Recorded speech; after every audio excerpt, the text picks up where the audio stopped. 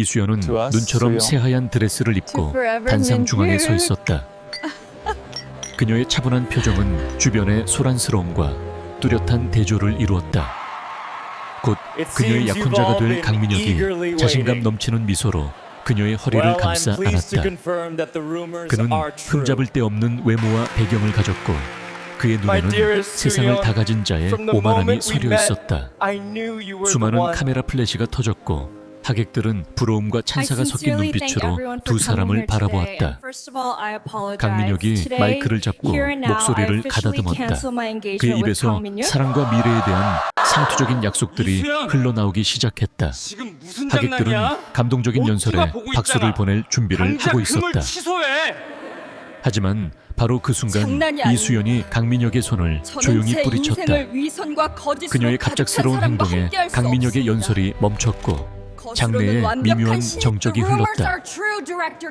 그는 의아한 표정으로 그녀를 바라보았지만 이수연은 그를 쳐다보지 않았다.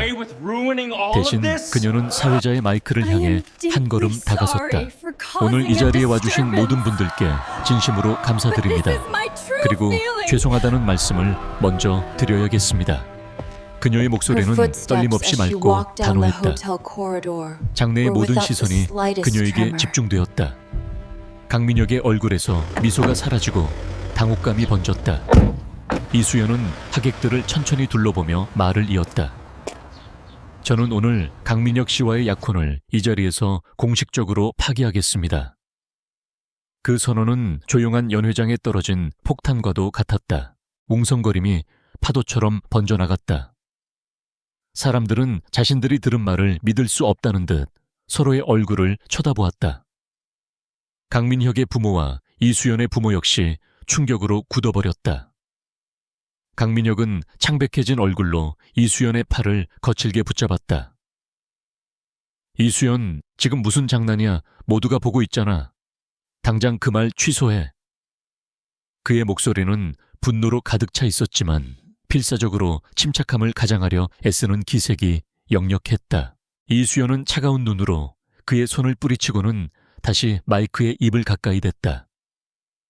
장난이 아닙니다. 저는 제 인생을 위선과 거짓으로 가득 찬 사람과 함께할 수 없습니다. 그녀는 강민혁을 똑바로 응시하며 말했다.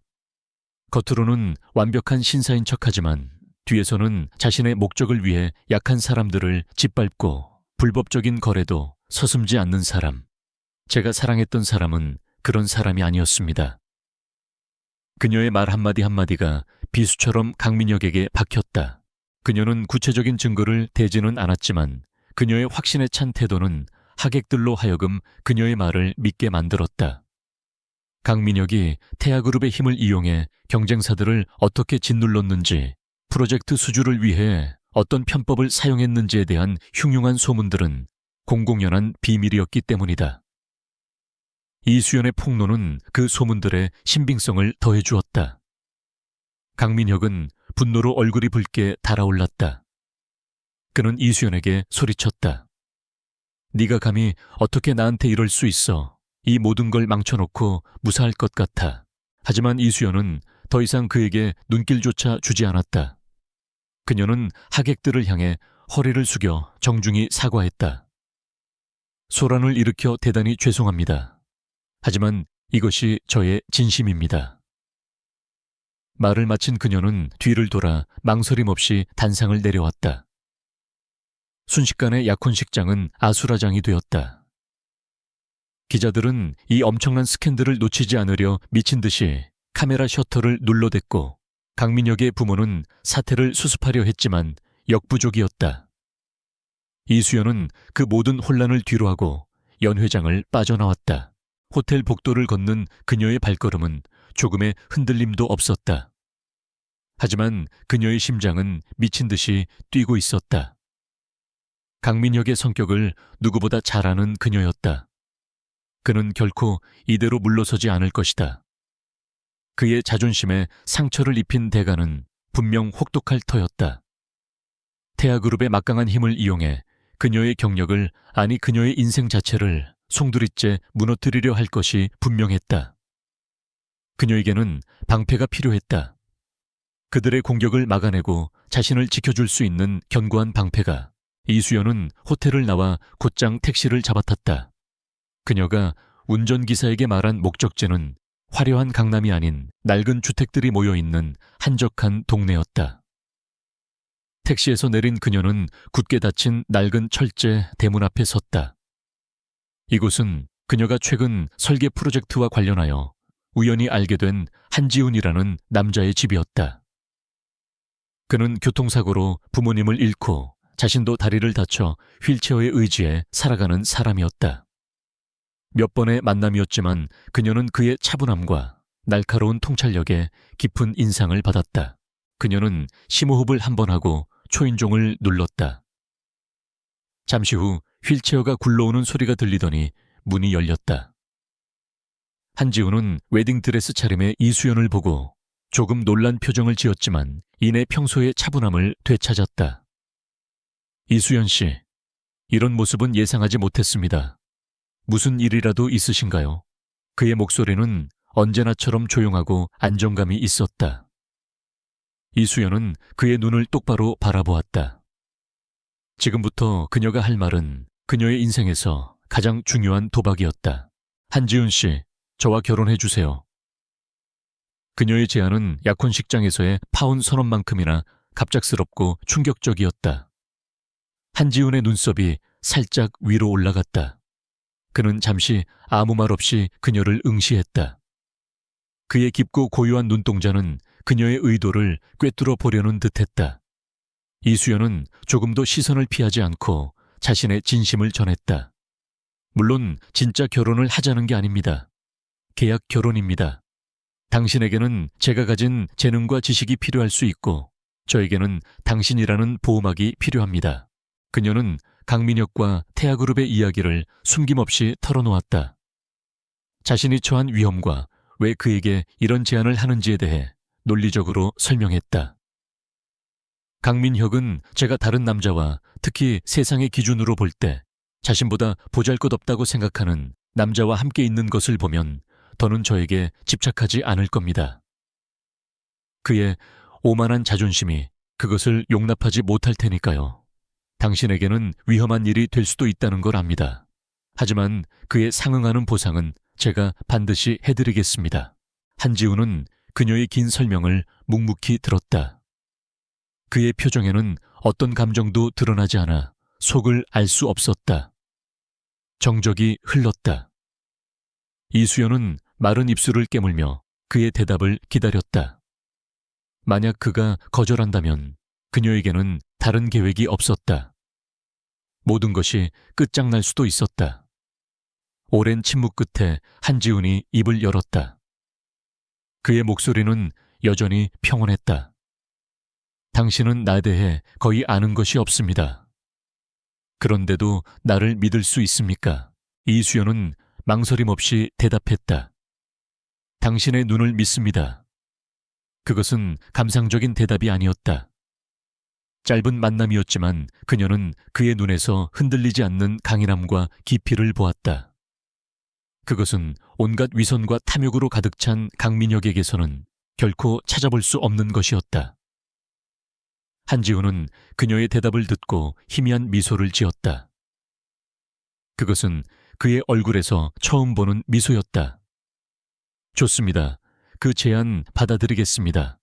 대신 조건이 있습니다. 그는 휠체어를 돌려 집 안으로 들어가며 말했다. 안으로 들어오시죠. 계약서의 세부 조항에 대해 이야기해야 할 테니까요. 그의 등 뒤로 이수연은 잠시 멈춰서서 안도의 한숨을 내쉬었다. 거대한 폭풍이 몰려오고 있었지만 그녀는 마침내 폭풍을 피할 작은 항구를 찾은 것이다.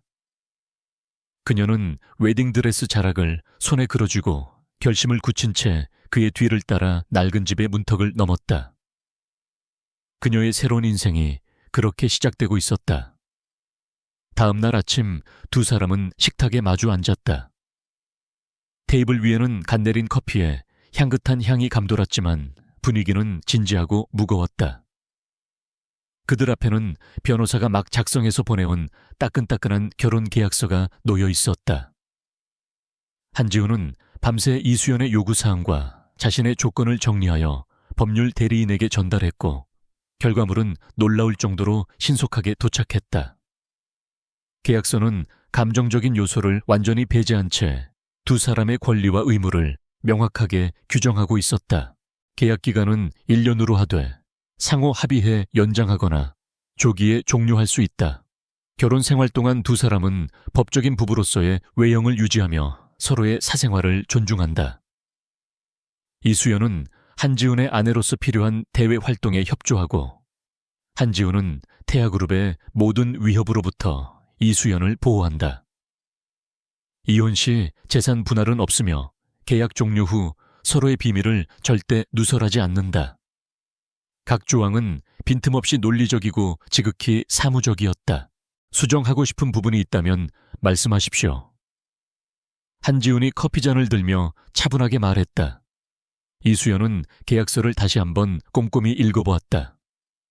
모든 것이 그녀가 생각했던 대로였고 오히려 그녀의 안전을 보장하는 조항들이 더욱 강화되어 있었다. 그녀는 고개를 저었다. 아니요, 완벽합니다. 이대로 진행하죠. 그녀는 펜을 들어 자신의 이름 옆에 망설임 없이 서명했다. 그녀의 단호한 필체가 하얀 종이 위에 새겨졌다. 한지훈 역시 조용히 자신의 이름을 적었다. 그렇게 두 사람의 기묘한 결혼 생활이 법적으로 시작되었다. 이수연은 그 길로 자신이 살던 최고급 오피스텔로 돌아갔다. 파혼 소식은 이미 언론을 통해 온 세상에 퍼져나간 후였다. 오피스텔 로비에서 마주치는 사람들의 동정하거나 혹은 비웃는 듯한 시선이 느껴졌지만 그녀는 아랑곳하지 않았다. 그녀는 자신의 삶에서 필요한 최소한의 물건들만 챙겨 커다란 여행 가방 하나에 담았다. 화려한 드레스와 보석 강민혁이 선물했던 모든 것들은 미련 없이 그 자리에 남겨두었다. 다시 한지훈의 집으로 돌아왔을 때 그는 현관 앞에서 그녀를 기다리고 있었다.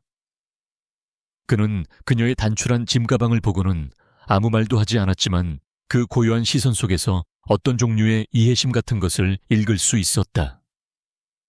그의 집은 그녀가 살던 곳과 비교하면 소박하기 그지없었다. 하지만 모든 것이 정갈하게 정돈되어 있었고 창문으로는 따스한 햇살이 쏟아져 들어와 아늑한 분위기를 자아냈다. 그녀는 이곳이 위선으로 가득했던 화려한 오피스텔보다 훨씬 더 편안하게 느껴졌다. 그날 오후 두 사람은 구청으로 가 혼인신고를 마쳤다. 모든 절차는 조용하고 신속하게 이루어졌다. 이제 그녀는 법적으로 한지훈의 아내 이수연이었다. 집으로 돌아오는 길 그녀의 휴대폰이 쉴 새 없이 울렸다. 대부분은 상황을 묻는 지인들의 연락이었고 일부는 그녀를 비난하는 강민혁 측 사람들의 메시지였다. 그리고 마침내 강민혁에게서 직접 전화가 걸려왔다. 이수연은 잠시 망설이다가 통화 버튼을 눌렀다. 이수연, 네가 정말 미쳤구나.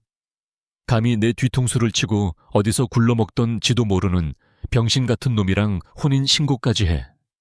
수화기 너머로 들려오는 그의 목소리는 분노로 이성을 잃은 짐승의 으르렁거림 같았다. 넌 내게서 벗어날 수 없어. 내가 무슨 수를 써서라도 네 커리어를, 내 인생을 바닥까지 끌어내릴 테니까.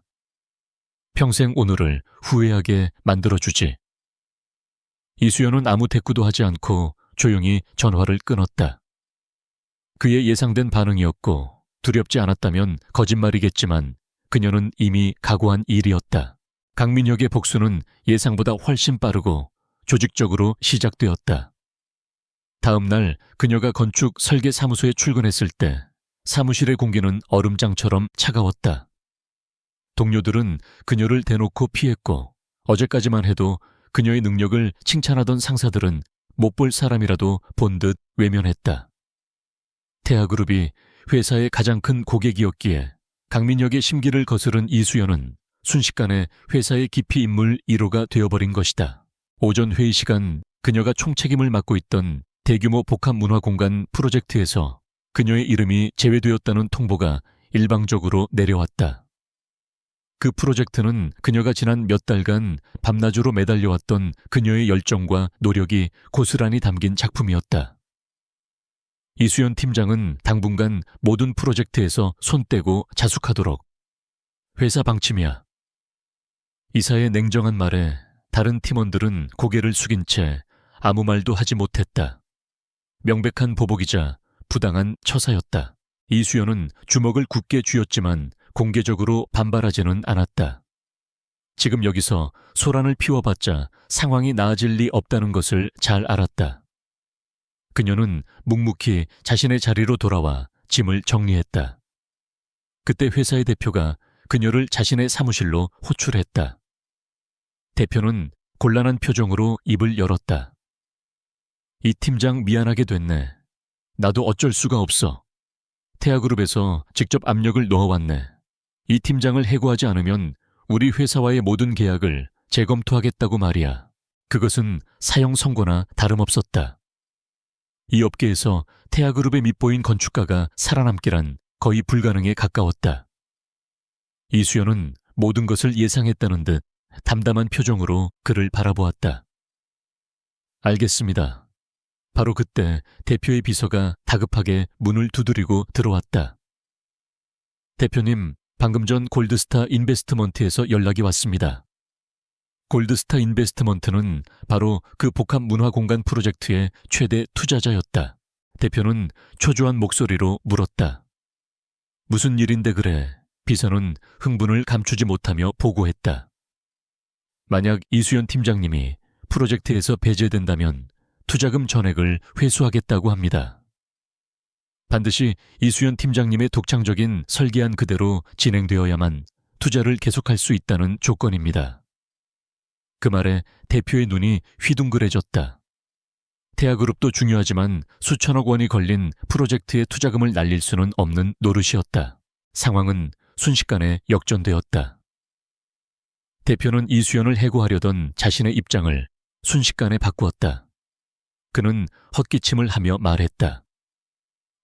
이 팀장. 방금 들었지. 자네가 아니면 안 된다는군. 그러니 자네는 계속해서 프로젝트를 책임져 주게. 회사 차원에서 자네를 전적으로 지원할 테니 외부 압력 같은 건 신경 쓰지 말게. 그의 태세 전환은 우스꽝스러웠지만 이수연은 웃을 수 없었다. 그녀의 머릿속은 혼란으로 가득 찼다. 골드스타 인베스트먼트는 해외에 기반을 둔 거대 투자 회사로 태아그룹조차 함부로 할 수 없는 상대였다. 그런 곳에서 왜 갑자기 자신의 편을 들어주는 것일까? 그녀는 그 회사에 누구와도 개인적인 친분이 없었다. 이 모든 것이 단순한 우연이라고 보기에는 너무나도 시기적절했다. 사무실을 나온 그녀는 창밖을 바라보며 깊은 생각에 잠겼다. 보이지 않는 손이 그녀를 보호하고 있는 듯한 느낌. 그녀의 뇌리에 한 사람의 얼굴이 떠올랐다. 집으로 돌아온 이수연은 거실에서 조용히 책을 읽고 있는 한지훈을 발견했다. 그는 그녀가 돌아온 것을 보고는 책을 덮고 부드럽게 물었다. 오늘 하루는 어땠습니까? 그의 표정은 평소와 다름없이 평온했다. 이수연은 그의 얼굴을 유심히 살폈다. 이 남자는 정말 다리를 다쳐 세상과 단절된 채 살아가는 평범한 사람일까? 아니면 이 모든 상황을 뒤에서 조종하고 있는 거대한 힘의 주인일까? 오늘 회사에서 이상한 일이 있었어요. 그녀는 오늘 있었던 일을 차분하게 설명했다. 태아그룹의 압력과 갑작스러운 투자사의 개입까지. 한지훈은 모든 이야기를 잠자코 듣고 있었다. 그의 표정에는 어떤 변화도 없었다. 운이 좋았군요. 그가 내놓은 대답은 너무나도 간단했다. 정말 그게 다일까요? 단순한 운. 이수연이 되물었다. 그녀의 목소리에는 의심이 섞여 있었다. 한지훈은 희미하게 미소를 지었다. 세상에는 때로 설명하기 어려운 행운이 찾아오기도 합니다. 중요한 것은 그 행운을 붙잡을 실력이 당신에게 있었다는 사실이겠죠. 당신의 설계안이 그들의 마음을 움직일 만큼 훌륭했다는 뜻이니까요. 그의 대답은 논리적이었고 그녀의 의심을 교묘하게 비껴나갔다. 하지만 이수연은 그의 눈동자 깊은 곳에서 순간적으로 스쳐 지나가는 예리한 빛을 놓치지 않았다. 그녀는 직감했다. 이 남자는 결코 보이는 것이 전부가 아니라는 것을. 골드스타 인베스트먼트의 비호 덕분에 이수연은 프로젝트 총괄 책임자 자리를 지킬 수 있었지만 사무실 내에서의 상황은 조금도 나아지지 않았다. 오히려 그녀를 향한 적대감은 더욱 교묘하고 은밀한 형태로 변모했다. 노골적인 방해는 없었지만 보이지 않는 따돌림과 비협조적인 태도가 그녀의 발목을 잡았다. 태아그룹의 눈치를 보는 동료들은 그녀를 유령처럼 취급했고 프로젝트에 배정된 팀원들조차 사소한 업무 보고를 누락하거나 일부러 지연시키는 일이 잦았다. 특히 태아그룹과 연줄이 있는 디자인 이 팀장은 사사건건 그녀의 발목을 잡았다. 그는 회의에서 이수연의 설계안에 대해 비현실적이라거나 예산을 초과할 것이라는 근거 없는 비판을 제기하며 투자자들 앞에서 그녀를 깎아내리려 애썼다. 또한 중요한 자료를 공유해달라는 그녀의 요청을 바쁘다는 핑계로 무시하기 일쑤였고, 뒤에서는 그녀가 독단적으로 팀을 운영한다는 헛소문을 퍼뜨렸다. 그것은 피를 말리는 조용한 전쟁이었다. 하지만 이수연은 이런 상황에 굴복할 만큼 나약하지 않았다. 그녀는 감정적으로 대응하는 대신 더욱 철저하고 체계적으로 움직였다. 모든 업무 지시는 반드시 이메일로 기록을 남겼고 회의 내용은 전부 녹음하여 파일로 저장했다. 중요한 데이터는 개인용 보안 서버에 3중으로 백업해 두었으며 팀원들의 업무 진행 상황을 일일 단위로 꼼꼼하게 체크하여 그들이 딴짓을 할 틈을 주지 않았다. 그녀의 빈틈없는 일처리에 방해 공작을 펼치던 이들은 오히려 자신들이 함정에 빠지는 기분을 느꼈다. 결정적인 순간은 투자자들과의 중간 보고회에서 찾아왔다. 이 팀장은 예상대로 그녀의 설계안이 가진 구조적 문제점을 과장하여 발표하며 자신의 팀이 준비한 훨씬 안정적이고 현실적인 대안을 제시했다. 그는 이수연이 팀원들과의 소통 없이 독단적으로 설계를 밀어붙였다고 암시하며 교묘하게 그녀를 비난했다. 투자자들 사이에서 우려의 목소리가 나오기 시작했고 분위기는 순식간에 그녀에게 불리하게 돌아갔다. 모두의 시선이 집중된 가운데 이수연은 침착하게 자리에서 일어났다. 그녀는 대형 스크린에 자신이 준비한 시뮬레이션 데이터를 띄웠다. 그 자료는 이 팀장이 제기한 구조적 문제점이 최신 건축 공법과 신소재를 활용했을 때 완벽하게 해결될 수 있음을 입증하고 있었다. 또한 초기 비용은 조금 더 들지만 장기적인 유지 보수 비용과 에너지 효율성을 고려하면 오히려 훨씬 경제적이라는 사실까지 명확한 수치로 보여주었다. 그녀는 한 걸음 더 나아가 프로젝트와 관련된 모든 이메일과 업무 요청 기록을 공개했다.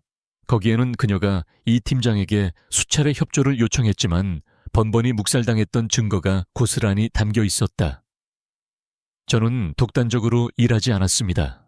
오히려 팀의 역량을 최대한 끌어내기 위해 끊임없이 소통을 시도했습니다. 하지만 일부의 비협조적인 태도로 인해 프로젝트에 차질이 생길 뻔한 점 투자자 여러분께 사과드립니다. 그녀의 논리, 정연한 반박과 명확한 증거 앞에 이 팀장의 얼굴은 하얗게 질려버렸다. 회의장을 나서는 이수연의 발걸음은 당당했다. 골드스타 인베스트먼트에서 파견된 담당자는 그녀에게 다가와 악수를 청하며 말했다. 이수연 팀장님의 프로페셔널한 모습에 깊은 감명을 받았습니다. 앞으로 프로젝트에 관한 모든 소통은 팀장님과 직접 하겠습니다. 전적으로 신뢰합니다. 그 한마디로 그녀는 프로젝트에 대한 완전한 통제권을 손에 쥐게 되었다. 그녀는 자신의 능력으로 위기를 기회로 바꾸어낸 것이다.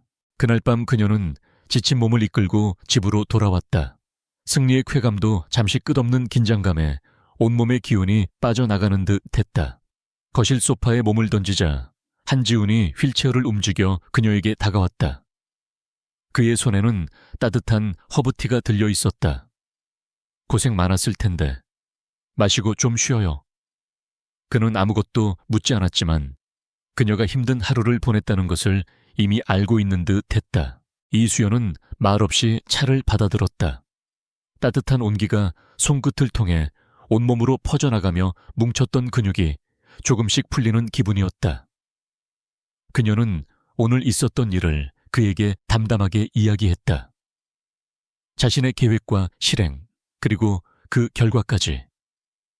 한지우는 조용히 듣고 있다가 나지막이 말했다. 잘했습니다. 하지만 진짜 싸움은 지금부터일 겁니다. 그들은 더 교묘한 방법을 찾아낼 테니까요. 특히 프로젝트의 기술적인 부분을 물고 늘어질 가능성이 높습니다. 그의 말은 예언처럼 정확했다. 며칠 후 이수연은 설계의 핵심적인 부분에서 기술적인 난관에 부딪혔다. 그녀가 구상한 혁신적인 곡선형. 외벽을 구현하기 위해서는 고도의 구조 공학 기술이 필요했는데 협력하기로 한 구조기술팀이 태아그룹의 압력 때문인지 갑자기 비협조적으로 나오기 시작했다. 그들은 기술적으로 불가능하다는 보고서만 반복해서 제출하며 시간을 끌었다. 이수연은 며칠 밤을 새워가며 대안을 찾았지만 좀처럼 해결책이 보이지 않아 깊은 좌절감에 빠졌다. 그날도 그녀는 거실 테이블에 설계 도면과 구조 계산서를 잔뜩 펼쳐놓고 머리를 싸매고 있었다. 시간은 자정을 훌쩍 넘기고 있었다.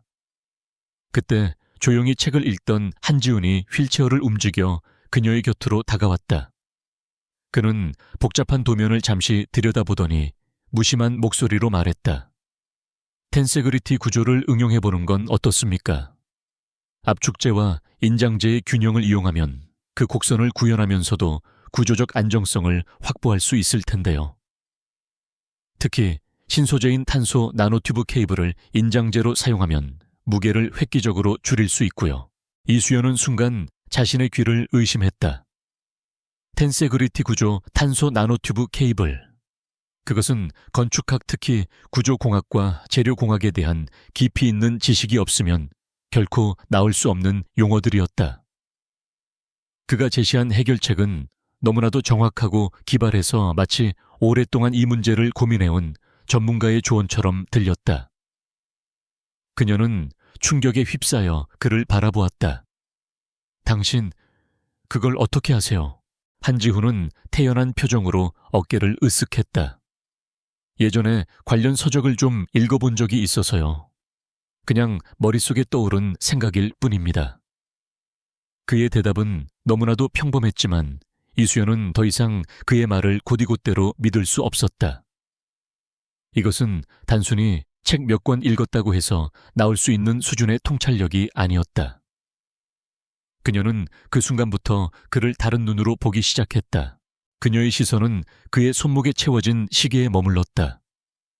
언뜻 보기엔 평범해 보였지만 자세히 보니 세계적인 명품 시계 브랜드의 한정판 모델이었다. 그의 집 서재에 꽂혀 있는 책들 중에는 일반인들이 구하기 어려운 해외 경제 전문 원서들이 상당수 있었다. 그가 매일 사용하는 노트북은 최고 사양의 보안 프로그램이 설치된 전문가용 모델이었다. 이 모든 조각들이 모이자 교통사고로 모든 것을 잃고 휠체어의 의지에 살아가는 평범한 남자라는 그의 이미지가 서서히 무너져 내리고 있었다. 그는 누구일까? 그의 진짜 정체는 무엇일까? 그날 밤 이수연은 잠을 이룰 수 없었다. 강민혁은 자신의 사무실에서 값비싼 크리스탈 잔을 벽에 던져 박살냈다. 그의 얼굴은 분노와 굴욕감으로 흉하게 일그러져 있었다. 이수연을 짓밟으려던 그의 모든 시도는 실패로 돌아갔고 오히려 그녀의 명성만 높여주는 꼴이 되었다. 투자자들 사이에서는 태아그룹의 압력에도 굴하지 않는 강단 있는 건축가라는 긍정적인 이미지만 쌓여갔다. 강민혁은 재계의 웃음거리가 되었고 그의 자존심은 갈기갈기 찢어졌다.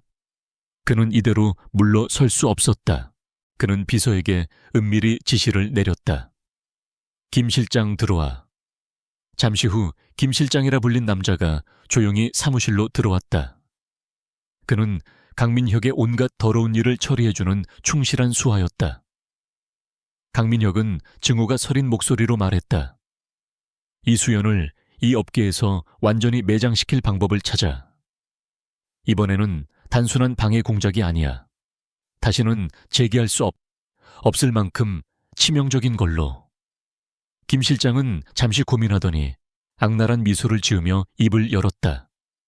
표절 스캔들은 어떻겠습니까? 창작자에게 표절은 사형 선고나 다름없었다. 강민혁의 눈이 번뜩였다. 계속해봐. 김 실장은 자신의 계획을 상세히 설명하기 시작했다. 유럽의 한 무명 건축가를 돈으로 매수하여 이수연의 설계안과 유사한 디자인을 그가 먼저 구상했다고 주장하게 만드는 것이다. 날짜와 초기 스케치 같은 증거들은 얼마든지 조작할 수 있었다.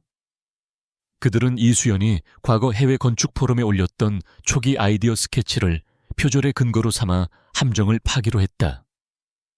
그것은 이수연의 경력을 뿌리째 뒤흔들 치밀하고 악독한 음모였다. 계획은 신속하게 실행되었다. 며칠 후 권위 있는 건축 전문 잡지에 충격적인 기사가 실렸다. 천재 건축가 이수연 해외 신인 작가의 디자인 표절 의혹. 기사에는 이탈리아의 무명 건축가인 마르코라는 인물과의 인터뷰가 실려 있었다. 그는 이수연의 복합문화 공간 설계안이 자신이 2년 전에 이미 구상했던 디자인과 놀라울 정도로 흡사하다며 조작된 날짜가 찍힌 스케치와 설계 도면을 증거로 제시했다. 기사는 순식간에 업계 전체로 퍼져나갔고 인터넷은 이수연을 비난하는 여론으로 들끓었다. 이수연은 자신의 사무실에서 기사를 읽으며 얼음처럼 차가운 분노를 느꼈다. 마르코라는 이름은 들어본 적도 없었지만 그가 제시한 증거들은 너무나도 교묘하게 조작되어 있어 마치 사실처럼 보였다. 이것이 강민혁의 짓이라는 것을 직감했지만 반박할 방법을 찾기가 막막했다. 회사는 즉각적인 조치에 들어갔다. 그녀는 프로젝트에서 잠정적으로 배제되었고 징계위원회가 소집될 것이라는 통보를 받았다. 그녀의 모든 노력이 물거품이 될 위기에 처한 것이다. 그녀는 절망적인 상황 속에서도 이성을 잃지 않았다. 그녀는 즉시 변호사를 선임하고 자신의 컴퓨터에 저장된 모든 작업 파일과 이메일 기록을 검토하기 시작했다. 그녀의 디자인이 독창적이라는 것을 증명할 시간의 흔적을 찾아야만 했다. 그녀는 마르코라는 건축가에게 연락을 시도했지만 그는 이미 잠적한 후였다. 모든 것이 그녀를 옥죄어오는 거대한 덫처럼 느껴졌다. 골드스타 인베스트먼트 측에서도 깊은 우려를 표명하는 공식 서한을 보내왔다. 그녀는 완벽하게 고립되었다. 집으로 돌아온 그녀의 얼굴에는 수심이 가득했다. 한지우는 아무것도 묻지 않고 평소처럼 그녀를 맞았다. 하지만 그의 눈에는 평소와 다른 깊은 우려와 분노의 그림자가 스쳐 지나가는 것을 이수연은 놓치지 않았다. 그날 밤 이수연은 밤을 새워가며 반박 자료를 준비했다. 한지우는 그녀의 곁에서 조용히 책을 읽으며 그녀가 필요할 때마다 따뜻한 차를 가져다 주었다. 그의 침묵은 그 어떤 위로의 말보다도 더 큰 힘이 되어 주었다. 마침내 징계위원회가 열리는 날이 밝았다. 회의장은 차가운 긴장감으로 가득 차 있었다. 강민혁의 사주를 받은 이사들이 신문관처럼 그녀를 몰아붙였다. 마르코 측에서 보내온 증거들이 스크린에 재생되었고 법무팀은 이수연에게 불리한 법률 조항들을 읊어댔다. 그것은 진실을 밝히는 자리가 아니라 이미 정해진 결론을 향해 달려가는 마녀 사냥에 가까웠다. 이수연은 침착하게 자신의 설계 과정을 설명하며 반박했지만 그들의 귀에는 들리지 않는 듯 했다. 상황이 최악으로 치닫던 바로 그 순간 이수연의 변호사가 급하게 손을 들었다. 잠시만요. 방금 제 이메일로 익명의 제보가 도착했습니다. 위원장님, 이 영상을 반드시 확인해 주셔야겠습니다. 회의장의 모든 시선이 그에게 쏠렸다. 위원장의 허락해 변호사는 자신의 노트북을 스크린에 연결했다. 화면에 나타난 것은 어두운 지하 주차장에서 촬영된 듯한 영상이었다. 영상 속에는 강민혁과 김 실장, 그리고 이탈리아 건축가 마르코가 서 있었다. 영상 속에서 강민혁은 돈이 가득 담긴 서류 가방을 마르코에게 건네며 말했다. 이 돈이면 당신의 남은 인생이 편해질 거야. 시키는 대로만 하면 돼. 이건 이수연이 2년 전에 포럼에 올렸던 스케치야. 이걸 보고 당신이 먼저 디자인했다고 주장해. 날짜는 우리가 알아서 조작해 줄 테니. 영상에는 그들의 범죄의 모의 내용이 적나라하게 담겨 있었다. 뿐만 아니라 이메일에는 마르코의 원본 디자인 파일이 첨부되어 있었다. 파일 생성 날짜는 불과 한 달 전으로 이수연이 회사에 최종 설계안을 제출한 지 한참 뒤였다. 완벽한 방역이었다. 회의장은 물을 끼얹은 듯 조용해졌다. 강민혁의 사주를 받았던 이사들은 얼굴이 사색이 되었고 이수연을 믿지 않았던 다른 임원들은 경악을 금치 못했다. 모든 상황이 180도 뒤집혔다. 징계위원회는 즉시 이수연에 대한 모든 혐의를 기각했으며 오히려 강민혁과 내통하여 회사의 명예를 실추시킨 이 팀장을 비롯한 관련자들에 대한 내부 감사에 착수했다. 태아그룹의 후계자가 전 약혼녀를 모함하기 위해 범죄를 저질렀다는 뉴스는 순식간에 퍼져나가 일파만파의 파장을 일으켰다. 그날 밤 이수연은 아무 말 없이 집으로 돌아왔다. 거실에서는 한지훈이 언제나처럼 평온한 얼굴로 그녀를 기다리고 있었다. 그는 소파에 앉아 책을 읽고 있었지만 이수연은 그가 하루 종일 이 결과를 기다리고 있었다는 것을 알 수 있었다. 그녀는 그의 앞에 멈춰 섰다. 이제 더 이상 의심의 여지가 없었다. 이 불가능에 가까운 완벽한 구원은 바로 이 남자의 작품이었다. 그녀의 마음속에서 그동안 그를 둘러싸고 있던 모든 의문과 추측들이 하나의 확신으로 모아졌다. 골드스타 인베스트먼트의 갑작스러운 개입, 그녀의 기술적 문제를 해결해준 전문가 수준의 조언, 그리고 오늘 도착한 결정적인 증거 영상까지. 이 모든 것을 조종할 수 있는 힘. 그녀는 이제껏 그를 동정의 대상으로 혹은 임시 보호막으로만 생각했던 자신이 어리석었다는 것을 깨달았다. 그녀는 그의 깊이를 전혀 알지 못했다. 당신 도대체 누구예요? 이수연이 마침내 입을 열었다. 그녀의 목소리는 미세하게 떨리고 있었다. 그것은 두려움 때문이 아니었다. 자신을 지켜준 거대한 존재에 대한 경외감과 감사함, 그리고 진실을 알고자 하는 강렬한 열망이 뒤섞인 떨림이었다. 한지훈은 천천히 책을 덮고 그녀를 올려다보았다. 그의 눈빛은 그 어느 때보다도 깊고 진지했다. 이제는 더 이상 숨길 수 없다는 것을 그 역시 알고 있는 듯했다. 한지훈은 이수연의 직설적인 질문에 즉답하는 대신 자신의 휠체어를 돌려 서재 쪽으로 향했다. 이쪽으로 오시죠. 여기서 이야기하는 것보다는 보여드리는 게 빠를 테니까. 그의 목소리는 여전히 차분했지만 그 안에는 더 이상 숨길 수 없는 진실의 무게가 담겨 있었다. 이수연은 잠시 망설였지만 이내 결심을 굳히고 그의 뒤를 따랐다. 그녀는 이 집으로 이사온 이래 한 번도 서재에 들어가 본 적이 없었다. 그곳은 유일하게 굳게 닫혀있던 미지의 공간이었다. 한지훈이 지문인식으로 잠금을 해제하고 문을 열자 이수연은 눈앞에 펼쳐진 광경에 숨을 멈췄다. 그곳은 고풍스러운 서재가 아니었다. 최첨단 기술로 무장한 비밀지휘 통제실에 가까웠다.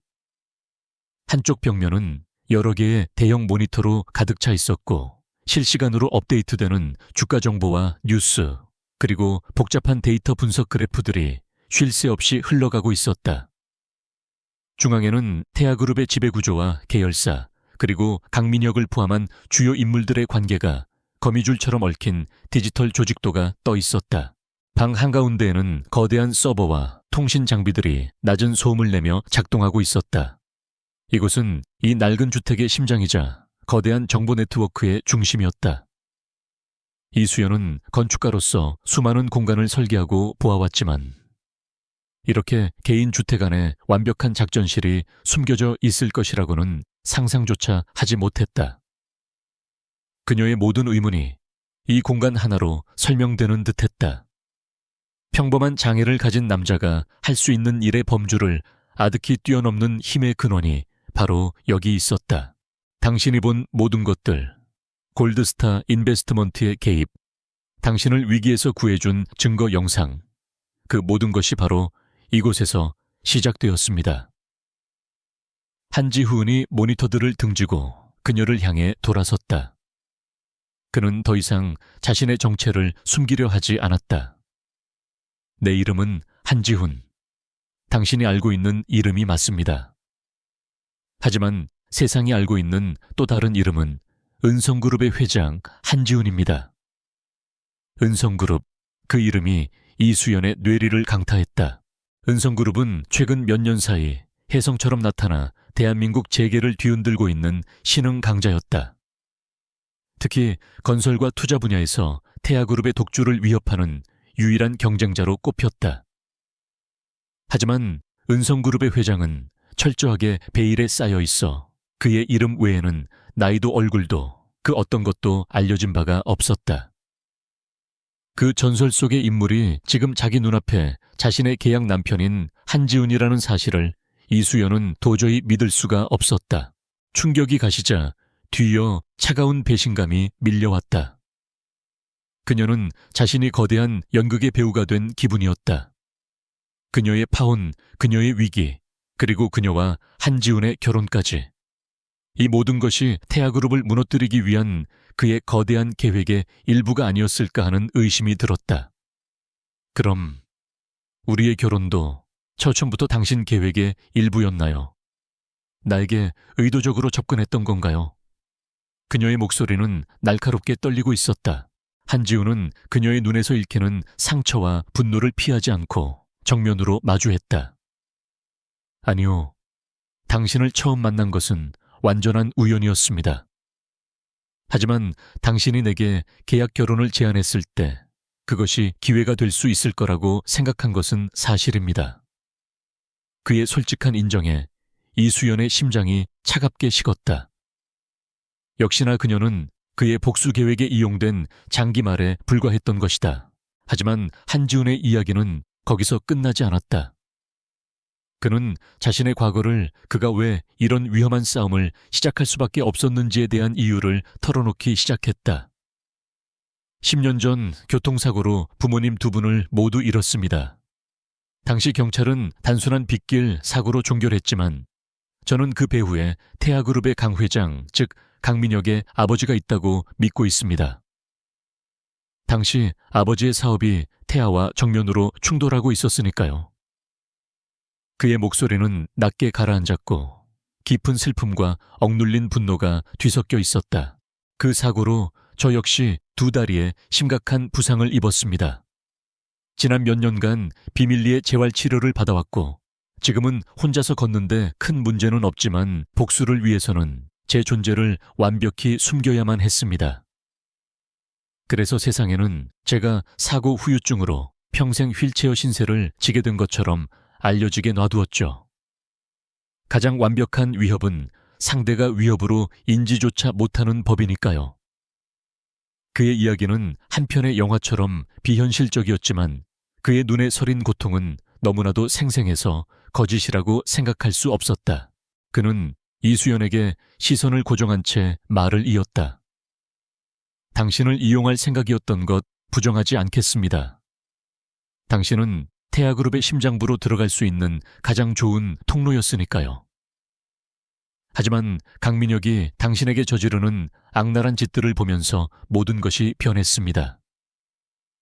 당신을 지키는 것은 더 이상 계약의 일부가 아니었습니다. 그것은 내 개인적인 감정이 되었고 내 의지가 되었습니다. 당신이 다치는 것을 보고 싶지 않았습니다. 그의 고백에는 어떤 꾸밈도 없었다. 이수연은 혼란스러웠다. 거대한 진실 앞에, 그의 아픈 과거 앞에, 그리고 그의 진심 어린 고백 앞에 그녀의 분노와 배신감은 눈 녹듯 사라지고 있었다. 대신 그 자리를 채운 것은 그가 짊어져 온 고통의 무게에 대한 깊은 연민과 이해심이었다. 그녀는 이제야 그의 눈동자에 드리워져 있던 깊은 고독의 이유를 알 것 같았다. 그는 단지 복수에 미친 사람이 아니었다. 억울하게 돌아가신 부모님의 진실을 밝히고 거대한 악에 맞서 외롭게 싸워온 정의로운 투사였다. 그녀의 마음속에서 무언가 단단한 것이 무너져 내렸다. 그녀는 더 이상 그를 은성그룹의 강력한 회장으로도 휠체어에 앉은 연약한 남자로도 보지 않았다. 그녀의 눈에 비친 그는 그저 한지훈 아픈 상처를 끌어안고 정의를 위해 싸우는 한 남자일 뿐이었다. 이수연은 자신도 모르게 그에게 한 걸음 다가섰다. 두 사람 사이의 계약 관계는 이 순간을 기점으로 완전히 새로운 국면으로 접어들고 있었다. 그것은 더 이상 비즈니스가 아닌 마음과 마음의 연결이었다. 서재 안에 무거운 침묵을 깬 것은 이수연이었다. 그녀는 더 이상 혼란스러워하거나 분노하지 않았다. 대신 그녀의 눈에는 강한 결의가 빛나고 있었다. 그녀는 한지훈을 똑바로 바라보며 말했다.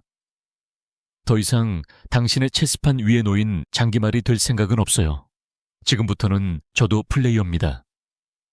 당신이 가진 모든 정보를 저에게 공유해 주세요. 제가 돕겠습니다. 그녀의 목소리에는 어떤 망설임도 없었다. 그것은 동정심에서 나온 충동적인 제안이 아니었다. 이수연은 강민혁과 태아그룹의 부도덕함을 누구보다 잘 알고 있었다. 그녀는 단지 한지훈의 복수를 돕는 것이 아니었다. 이것은 그녀 자신의 싸움이기도 했다. 부패한 권력에 맞서 정의를 실현하고 더 이상 그들로 인해 고통받는 피해자가 나오지 않도록 막아야 한다는 사명감이 그녀의 마음속에서 뜨겁게 타올랐다. 그녀는 이제 보호받는 대상이 아닌 함께 싸우는 동맹이 되기로 결심한 것이다. 한지훈은 그녀의 눈에서 진심을 읽었다. 그는 잠시 놀란 듯 했지만 이내 깊은 신뢰가 담긴 눈빛으로 고개를 끄덕였다. 그는 오랫동안 이 외로운 싸움을 혼자서 감당해왔다. 자신의 모든 것을 걸고 얼음처럼 차가운 복수의 길을 걸어왔다. 하지만 지금 그의 곁에는 그의 짐을 함께 짊어지겠다고 말하는 든든한 아군이 생겼다. 환영합니다, 파트너. 그의 입가에 아주 오랜만에 진심 어린 미소가 번졌다. 그날부터 두 사람의 관계는 새로운 국면에 접어들었다. 한지훈의 서재는 그들의 작전 본부가 되었다. 그는 자신이 지난 몇 년간 수집해온 태아그룹에 대한 방대한 정보를 그녀에게 모두 공개했다. 거기에는 태아의 비자금 흐름 정관계 로비 내역, 그리고 강민혁이 주도한 각종 불법 행위에 대한 정황 증거들이 가득했다. 정보는 많았지만 법정에 제출할 수 있는 결정적인 스모킹건이 부족한 상황이었다. 이수연은 건축가로서의 자신의 전문 지식을 10분 발휘하기 시작했다. 그녀는 한지훈의 정보팀이 분석했던 태아의 건설 프로젝트 관련 데이터들을 새로운 시각으로 파고들었다. 금융 전문가들이 놓쳤던 허점들이 건축 전문가인 그녀의 눈에는 선명하게 보였다. 그녀는 설계 도면과 자재 내역서 공사 일정표를 비교 분석하며 강민혁이 자금을 빼돌리고 부실 공사를 자행한 흔적들을 하나씩 찾아내기 시작했다. 이것 좀 보세요. 아지구 재개발 프로젝트의 철골 구조 설계가 중간에 미묘하게 변경되었어요. 겉보기에는 큰 차이가 없지만 이렇게 되면 더 저렴한 H빔을 사용해도 문제가 없는 것처럼 보이죠.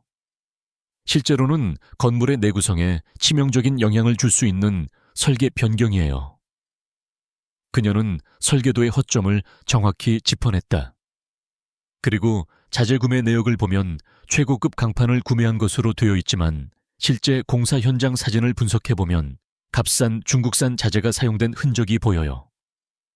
차액은 고스란히 강민혁의 비자금 계좌로 흘러 들어갔을 겁니다. 그녀의 분석은 한지훈의 정보팀에 새로운 방향을 제시해 주었다.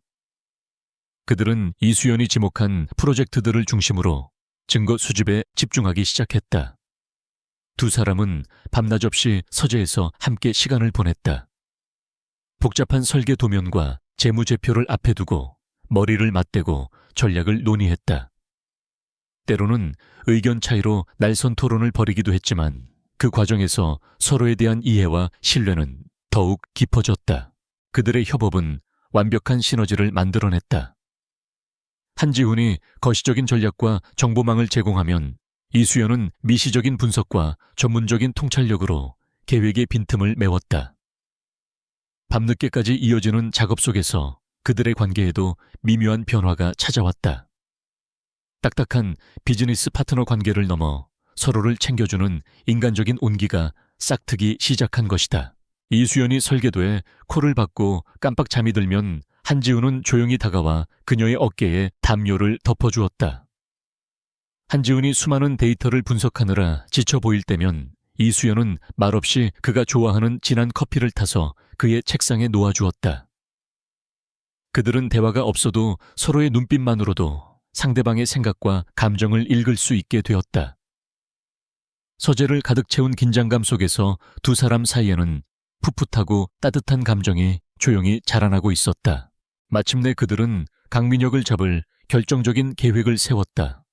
바로 이수연이 총괄하고 있는 복합문화공간 프로젝트를 덫으로 사용하는 것이었다. 태아그룹의 자회사가 시공을 맡고 있는 그 프로젝트는 강민혁이 자신의 실적을 과시하기 위해 가장 공을 들이고 있는 사업이었다. 그들은 강민혁의 탐욕을 자극하여 스스로 덫에 걸려들게 만들기로 했다. 계획은 치밀했다. 이수연은 먼저 건물의 핵심적인 부분에 사용될 특수 강화 유리의 사양을 한 단계 더 높은 최고급 제품으로 변경하는 설계 변경안을 제출했다. 당연히 공사비는 대폭 상승했다. 동시에 한지훈은 은성그룹이 비밀리에 소유한 페이퍼 컴퍼니를 통해 그 최고급 제품보다 훨씬 저렴하지만 외관상으로는 구별이 거의 불가능한 불량 강화 유리를 시장에 풀었다. 그리고 그 불량 제품의 유통을 강민혁의 측근이 맡도록 은밀하게 유도했다. 이제 강민혁이 할 선택은 명백했다. 그는 시공사에 압력을 넣어 값싼 불량 자재를 사용하게 하고 그 차익을 가로챌 것이 분명했다. 그러면 그들은 자재를 바꿔치기 하는 현장을 덮쳐 부실 공사와 횡령의 결정적인 증거를 확보할 수 있었다. 모든 준비는 끝났다. 이제 거대한 미끼를 던지고 굶주린 상어가 그것을 물기만을 기다리면 되었다. 계획을 최종적으로 점검하던 늦은 밤 두 사람은 서재의 대형 스크린 앞에 나란히 서 있었다. 화면에는 그들이 설계한 복잡한 작전 계획도가 펼쳐져 있었다. 성공을 눈앞에 둔 긴장감과 기대감이 두 사람 사이에 흘렀다. 그때 한지훈이 손을 뻗어 모니터에 집중하느라 흘러내린 이수연의 머리카락을 부드럽게 귀 뒤로 넘겨주었다. 그의 손길이 그녀의 뺨에 스치는 순간 이수연은 자신도 모르게 숨을 멈췄다. 두 사람의 시선이 허공에서 마주쳤다. 차가운 복수를 위해 시작된 그들의 동맹은 이제 그 무엇으로도 정의할 수 없는 복잡하고 깊은 감정으로 변해 있었다. 서재 안의 공기가 왠지 모르게 뜨겁게 느껴졌다. 두 사람이 쳐놓은 덫은 예상보다 훨씬 빠르게 효과를 발휘했다. 이수연이 제출한 설계 변경안은 태아건설 내부의 작은 폭풍을 일으켰다. 갑작스러운 최고급 자재로의 변경과 그로 인한 공사비 급증에 현장 소장은 즉시 강민혁에게 달려가 불만을 토로했다. 그는 이수연이 현실 감각 없이 이상만 추구하는 건축가라며 이대로 가다가는 프로젝트의 수익성이 크게 악화될 것이라고 목소리를 높였다. 강민혁은 보고를 받으며 짜증이 치밀어 올랐지만 한편으로는 그의 탐욕스러운 두뇌가 빠르게 회전하기 시작했다. 그는 이수연의 변경안을 위기가 아닌 기회로 보았다. 서류상으로는 최고급 자재를 사용하는 것으로 처리하고 실제로는 값싼 대체품을 사용하여 막대한 차액을 빼돌릴 수 있는 절호의 기회였다. 그는 이수연의 순진한 전문성이 자신에게 엄청난 이익을 가져다 줄 것이라 확신했다. 예상대로 강민혁의 충실한 부하인 김 실장이 때맞춰 희소식을 들고 왔다. 은성그룹이 만든 페이퍼 컴퍼니가 유통하는 불량 강화 유리에 대한 정보였다. 부사장님, 마침 유럽의 한 중소기업에서 개발한 신소재가 있습니다. 이수연 팀장이 요구한 제품과 성능은 거의 유사하지만 가격은 절반도 안 됩니다. 아직 시장에 잘 알려지지 않아서 저희가 독점적으로 공급받을 수 있을 것 같습니다.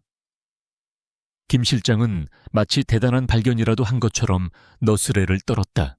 강민혁은 만족스러운 미소를 지었다.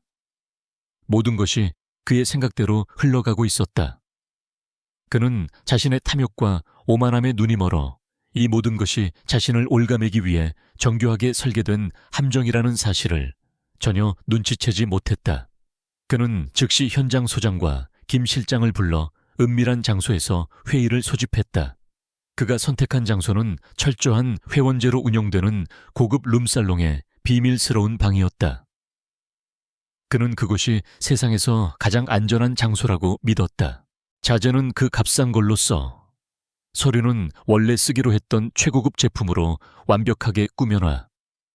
품질 검사관들은 내가 알아서 처리할 테니 너희는 현장에서 뒤탈이 없도록 입단속만 잘하면 돼. 강민혁은 시가 연기가 자욱한 방 안에서 자신의 범죄 계획을 자신만만하게 지시했다. 현장 소장과 김 실장은 거액의 성공 보수를 약속받고 그의 지시에 충성을 맹세했다. 그들은 자신들의 대화가 방 안에 교묘하게 설치된 초소형 마이크를 통해 어딘가로 실시간 전송되고 있다는 사실을 꿈에도 몰랐다. 같은 시각 한지훈의 서재에서는 이수연과 한지훈이 대형 스크린을 통해 그들의 모습을 지켜보고 있었다. 화면 속에서 강민혁은 역겨운 미소를 지으며 술잔을 부딪히고 있었다. 그들을 서빙하는 웨이터는 한지훈의 정보팀 요원이었고 그의 넥타이핀에 달린 초소형 카메라는 돈 봉투가 오가는 장면까지 선명하게 포착하고 있었다. 이수연은 분노로 주먹을 꽉 쥐었다. 사람의 안전과 직결되는 건축 자재를 가지고 저런 끔찍한 장난을 치는 그들이 용서가 되지 않았다. 한지훈은 말없이 그녀의 손을 잡아주었다. 그의 손은 따뜻하고 단단했다. 거의 다 왔습니다. 이제 저들이 스스로 무덤을 파고 들어갈 겁니다. 그의 차분한 목소리는 이수연의 들끓는 분노를 가라앉혀 주었다. 그녀는 고개를 끄덕이며 다시 스크린의 시선을 고정했다.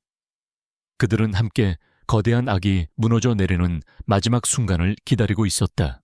며칠 후 야음이 짙게 깔린 한밤중, 복합문화공간 신축공사 현장에 위조된 로고를 붙인 대형 트럭들이 소리 없이 들어섰다. 트럭에는 서류상의 값비싼 강화유리가 아닌 중국산 불량 강화유리가 가득 실려 있었다. 현장 소장의 지휘 아래 인부들은 신속하게 자재를 하역하고 창고로 옮겼다. 그들은 준비해둔 위조된 품질 보증서와 인증 마크를 상자마다 붙이며 완벽한 범죄를 꿈꿨다. 그들의 모든 움직임은 어둠 속에서 빛나는 여러 개의 렌즈에 의해 낱낱이 기록되고 있었다. 공사장 인근의 건물 옥상에는 한지훈의 팀원들이 고성능 망원 카메라를 설치하여 모든 과정을 촬영하고 있었고, 밤하늘에는 소리 없는 드론이 날아다니며 현장 전체의 모습을 영상으로 담았다. 불량 자재가 창고에 쌓이고 진품 자재가 있었던 것처럼 서류가 조작되는 모든 과정은 한 편의 다큐멘터리처럼 생생하게 녹화되었다. 이제 덫은 완벽하게 작동했고 증거는 차고 넘쳤다. 다음 날 아침 강민혁은 모든 일이 자신의 계획대로 완벽하게 처리되었다는 보고를 받고 매우 흡족해했다. 그는 막대한 비자금을 챙겼을 뿐만 아니라 이수연의 까다로운 요구를 들어주는 척하며 그녀를 자신의 손바닥 위에서 놀게 했다는 생각에 짜릿한 쾌감마저 느꼈다. 그는 모든 것을 자신이 통제하고 있다고 굳게 믿었다. 그는 곧 열릴 현장 시찰회가 자신의 성공을 자축하는 자리가 될 것이라고 생각했다. 이수연은 자신의 사무실에서 강민혁이 승인한 허위 공사 보고서에 최종 서명을 했다. 그녀는 공식적으로 투자자들과 언론사를 초청하여 새롭게 시공된 건물의 핵심인 크리스탈 아트리움의 완공을 축하하는 현장 공개 행사를 개최한다고 발표했다. 행사는 모든 것이 공개되는 D다에 열릴 예정이었다. 폭풍전야의 고요함이 그들 주위를 감쌌다. 강민혁은 자신의 화려한 피날레를 꿈꾸고 있었지만 그가 모르는 사이에 그의 발밑에서는 거대한 지옥의 아가리가 서서히 열리고 있었다. 행사가 열리는 복합문화공간의 크리스탈 아트리움은 그 이름처럼 눈부시게 빛나고 있었다. 수천 장의 특수 유리로 덮인 거대한 돔 천장으로 햇살이 쏟아져 들어와 마치 보석으로 만들어진 숲속에 들어온 듯한 착각을 불러일으켰다. 재계와 정계의 주요 인사들, 수많은 언론사 기자들, 그리고 프로젝트에 참여한 투자자들이 모두 모여 이 화려한 건축물의 완공을 축하하고 있었다. 모든 것이 완벽해 보였다. 단상 중앙에 선 강민혁은 승리자의 여유로운 미소를 띠고 있었다. 그는 태아그룹의 기술력과 혁신적인 비전을 찬양하는 연설을 늘어놓으며 스포트라이트를 만끽했다. 그의 옆에는 이수연이 차분하고 무표정한 얼굴로 서 있었다. 그리고 객석 한쪽 구석 눈에 잘 띄지 않는 곳에는 한지훈이 휠체어에 앉아 조용히 무대를 지켜보고 있었다. 사람들은 그를 단지 이수연의 불행한 남편 정도로만 인식할 뿐 아무도 그에게 관심을 두지 않았다. 강민혁의 자기 과시적인 연설이 끝나고 박수 소리가 잦아들자 사회자가 이 프로젝트의 핵심 설계자인 이수연을 소개했다. 그녀가 마이크 앞에 서자 장내의 모든 시선이 그녀에게 집중되었다. 그녀는 잠시 객석을 둘러보더니 예상과는 전혀 다른 말로 입을 열었다. 건축물의 진정한 아름다움은 화려한 외관이 아니라 그 안에 깃든 정직함과 안전성에서 비롯된다고 믿습니다. 오늘 우리는 이 자리에서 이 건축물의 정직함을 시험해보고자 합니다. 그녀의 수수께끼 같은 말에 장내는 순간 술렁였다. 강민혁의 얼굴에 당혹스러운 기색이 스쳐 지나갔다. 바로 그 순간 객석에 앉아있던 한지훈이 조용히 하지만 모두가 들을 수 있는 또렷한 목소리로 말했다. 그리고 그 시험 결과가 지금 막 나온 것 같습니다. 목소리가 들려온 곳으로 모든 사람들의 고개가 돌아갔다. 그리고 그들은 믿을 수 없는 광경을 목격했다. 휠체어에 앉아있던 남자가 아무렇지도 않게 자리에서 일어서고 있었기 때문이다. 장내에 경악의 탄성이 터져 나왔다. 한지훈은 사람들의 충격적인 시선을 아랑곳하지 않고 한 걸음 한 걸음 당당하고 힘찬 발걸음으로 무대를 향해 걸어나갔다. 그의 모습 어디에서도 장애의 흔적은 찾아볼 수 없었다.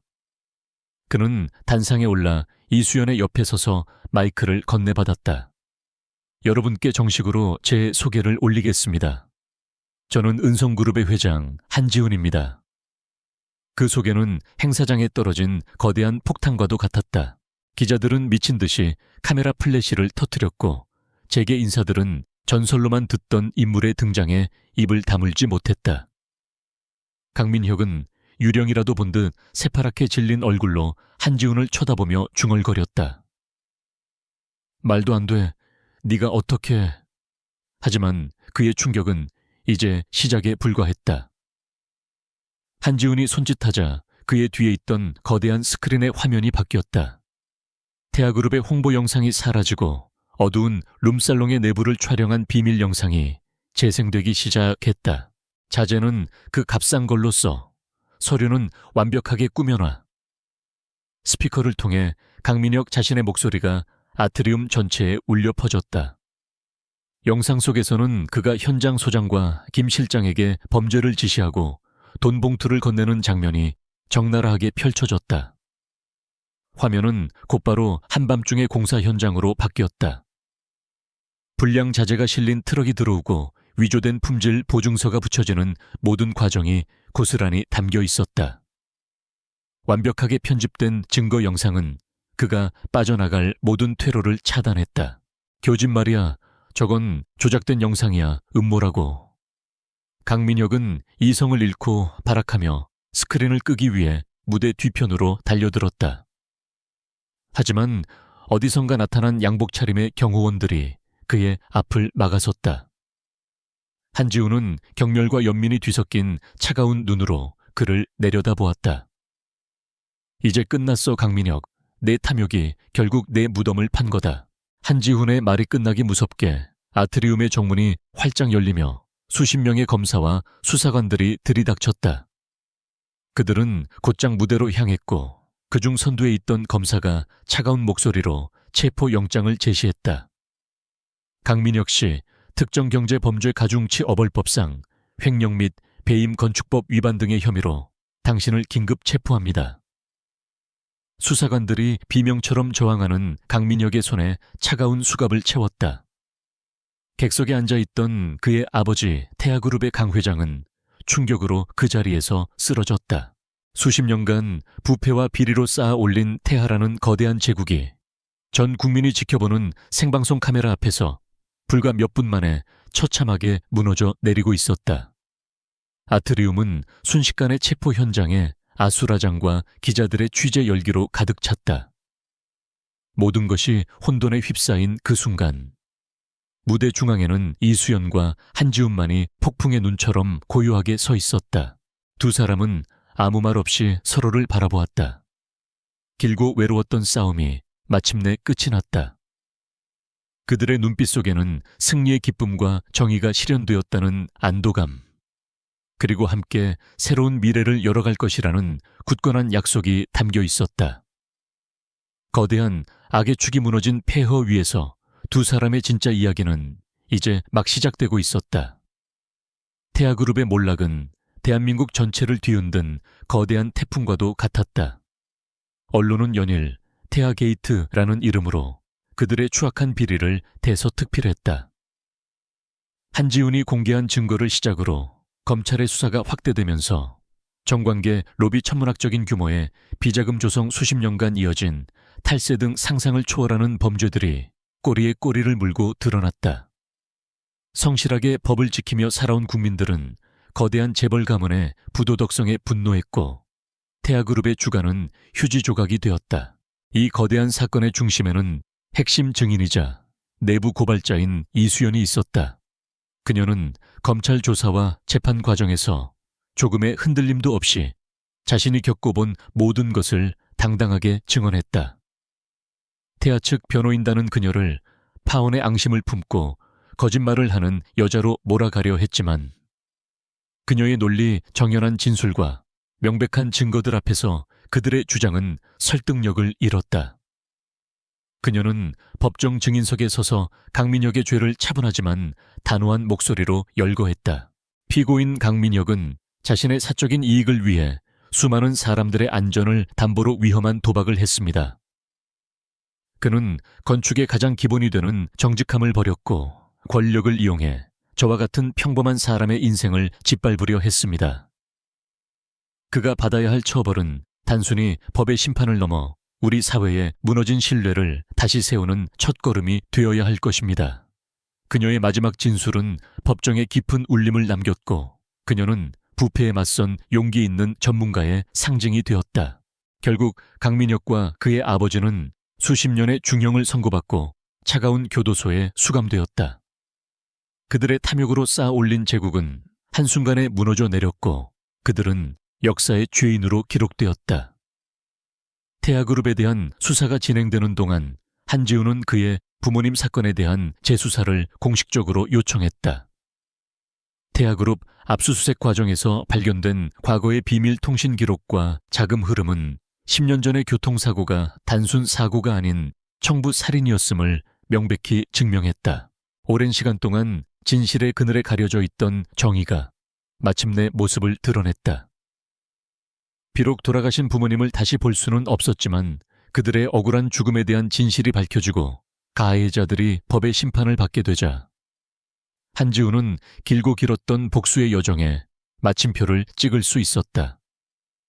그의 마음을 10년 넘게 짓누르던 무거운 짐이 마침내 사라지는 순간이었다.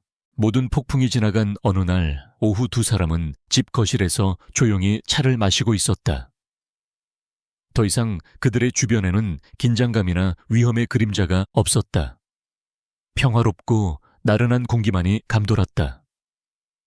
한지훈은 찻잔을 내려놓고 서랍에서 서류 한 장을 꺼내 이수연에게 내밀었다. 그것은 그들이 처음 만났던 날 작성했던 결혼 계약서였다. 이제 이건 필요 없을 것 같습니다. 그의 목소리는 담담했지만 어딘가 모를 긴장감이 섞여 있었다. 계약의 종료는 그들의 관계가 끝날 수도 있음을 의미했다. 공동의 목표가 사라진 지금 두 사람을 묶어주던 법적인 연결고리는 이제 아무런 의미가 없었다. 이수연은 계약서를 받아들고 아무 말 없이 그를 바라보았다. 두 사람 사이에는 미묘한 침묵이 흘렀다. 그들은 함께 목숨을 건 싸움을 헤쳐나온 전우였지만 앞으로 어떤 관계가 되어야 할지에 대해서는 아무런 약속도 하지 않은 상태였다. 침묵을 깬 것은 한지훈이었다. 내일 부모님께 같이 가주실 수 있겠습니까? 그는 조심스럽게 물었다.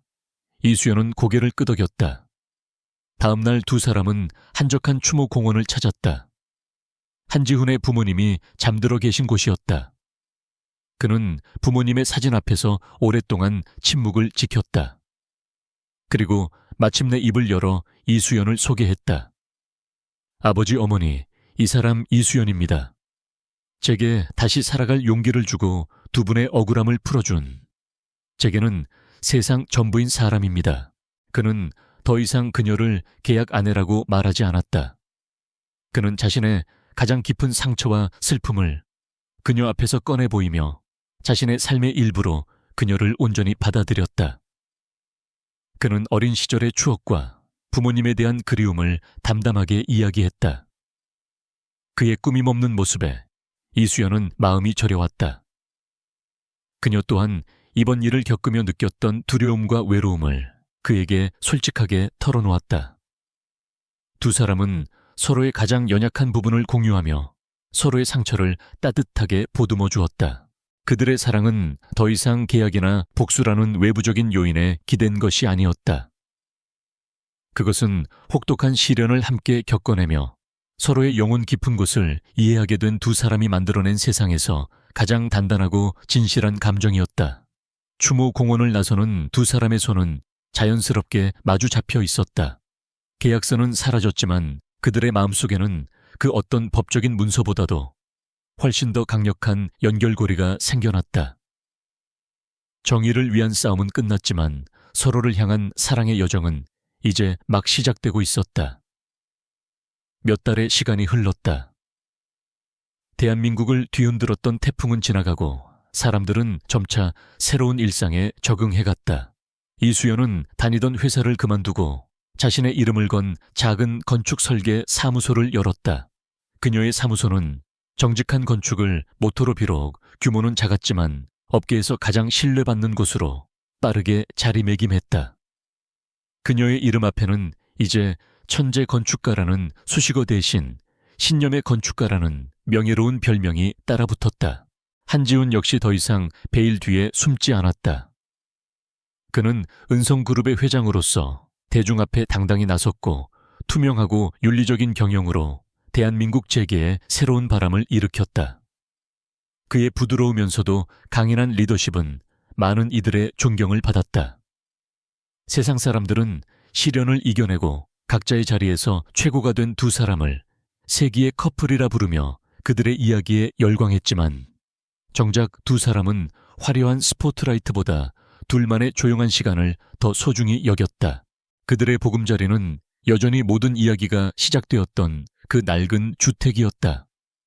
그들은 초고층 펜트하우스 대신 자신들의 손길과 추억이 담긴 이 집을 아름답게 리모델링하여 살기로 결정했다.